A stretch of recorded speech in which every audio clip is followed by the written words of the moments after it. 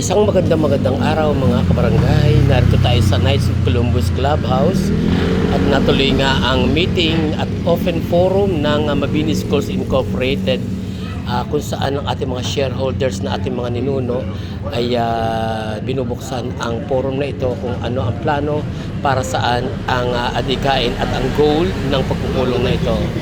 At nagkaroon nga ng talakayan at kasalukuyan pang pinag-uusapan ko ano maganda.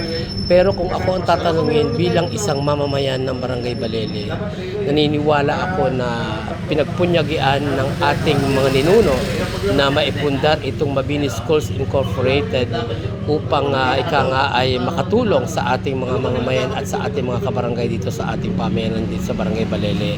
So para sa akin, kung hihinga ng opinyon at plano para sa ating Balele Schools Mabini, ay walang pinakamaganda rito kung hindi i-provide natin or ating i-donate na lamang sa barangay at mapakinabangan ng ating mga mamamayan dito. O kaya alimbawa maging isang eskwelahan o paaralan ng mga PWD at ng mga autistic children at ng mga autistic na mamamayan dito sa ating barangay. So ito lamang ang pinaka-the best na solution ko at naiisip na solusyon or paraan upang mapagkaisahan kung ano man ang plano para dito sa ating na isaradong Mabini Schools dito sa Balele. So para sa akin ito ang pinakamaganda, i-donate na lamang sa barangay at pag-usapan ko anong pinakamaganda plano para dito, at ito ay malaking tulong para sa ating mga kabarangay sapagkat ito ipinundar ng ating mga ninuno upang papakinabangan ng mga susunod na lahi.